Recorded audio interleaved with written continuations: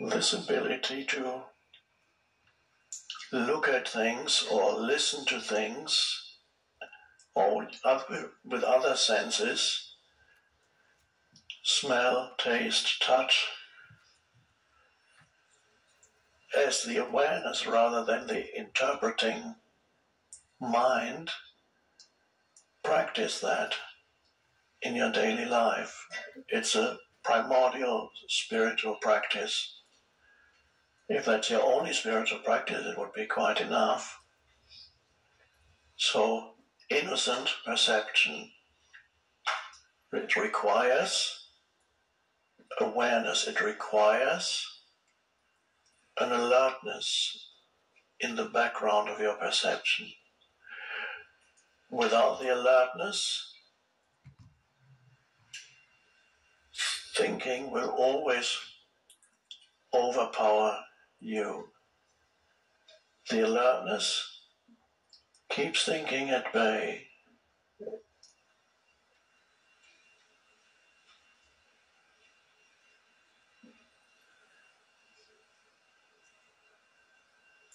You remember the story I wrote about in the New Earth? It's an ancient Zen story where the disciple and the Zen master are walking on a long journey through the mountains. And then they stop for a little picnic. And then the disciple, who is still having problems understanding what Zen is all about, he's only been there for 10 years, he asks the master, I don't quite get it yet. How do I enter Zen? Meaning, how do I enter the state of consciousness that is Zen? How do I?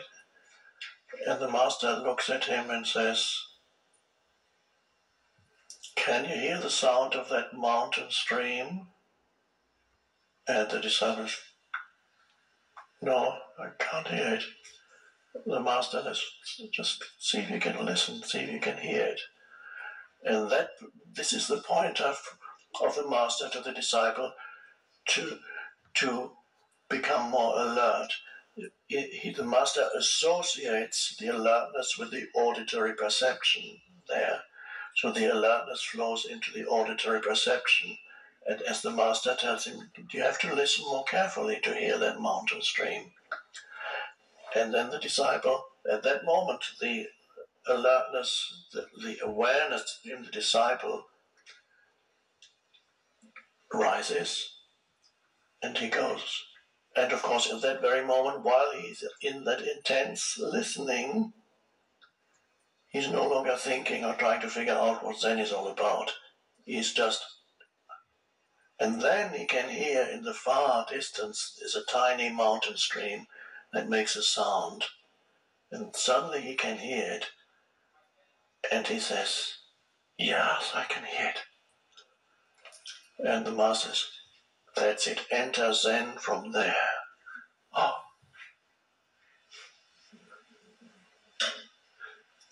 This is a practical, to show by means of practical example what that means, that alertness. Jesus talks about it too. He says, if you be so awake as if you were, he gives the parable of a servant waiting for the master. He doesn't know when the master comes. He may come in very silently. So you have to be alert. Don't go to sleep. Be alert and wait for the master. So the servant is sitting in that house. The door, maybe in my version of the story, the servant is on the upper floor. And the master could come in any moment. And the master is very quiet. So you go. So the servant basically would be in continuous presence. Otherwise he might miss the master. Again, it's an example to show what that state of consciousness is. Again, using the analogy with associating awareness with the auditory perception. You can associate it with other perceptions too, or with all perception, or with no perception.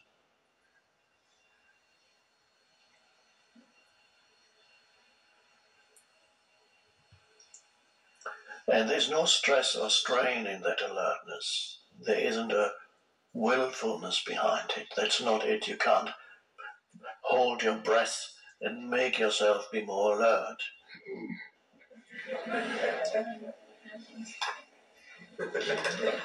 I still can't hear the mountain stream.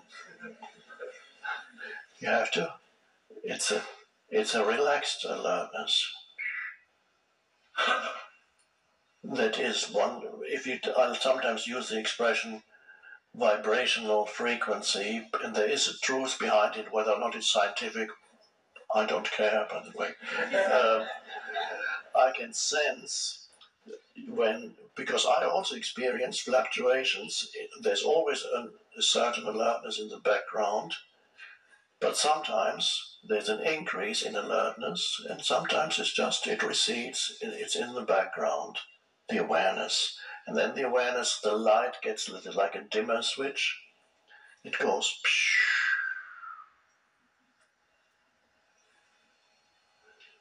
and then it goes psh, and still there, according to the situation.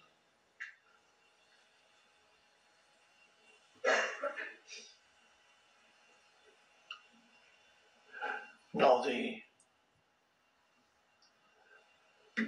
so-called enlightened state, which is a destiny of each human to reach, although many won't reach it in this lifetime, but that's okay. That would mean there's a continuous background awareness, Indian continuous. And many of you already have it sporadically, and there may be some of you who already have it continuously in the background. And the only reason why you're here because it's enjoyable.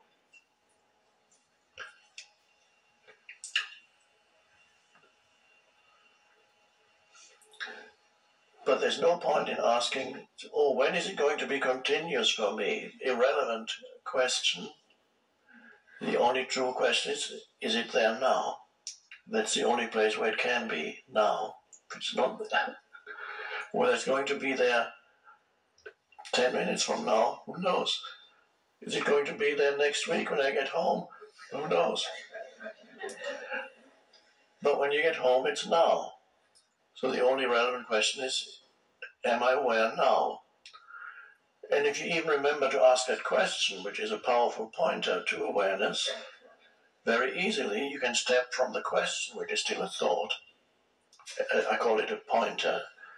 Certain thoughts are pointers that point beyond thought. So that says, am I aware now? It's a powerful pointer. And after that, yes, that can immediately bring you to that heightened alertness. Am I aware now? Let me just check. And that checking creates a rise in the vibrational frequency. You can feel that. And you can observe, you can learn to observe in people. It's not judgmental. It's a simple fact. You can look at a person, and to some extent you can see what degree of awareness is there. There are many humans who might never have heard of any spiritual teaching who have some awareness in their life. They don't know what it is, but it's there. I can very often, I don't like to be stopped and recognized in the street all the time, but it does happen a lot. And when it happens, it's lovely. So it's a paradox. I try to wear sometimes sunglasses and a baseball cap. A funny incident, I was in a supermarket and I was wearing dark sunglasses and a baseball cap and just looking at the shelves. And a man came up to me and said, "Hi, Eckhart, may I shake your hands? Do people recognize you a lot?"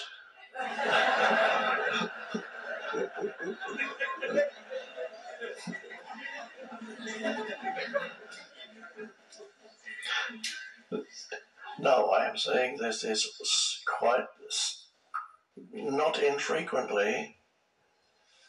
I know a few seconds, I look at a person, a few seconds before they recognize me, I recognize them. I've never seen them before, but I recognize them. I know there's a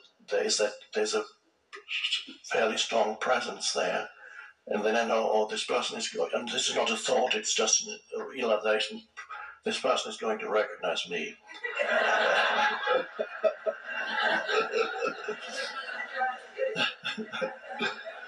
And most of the time I'm right.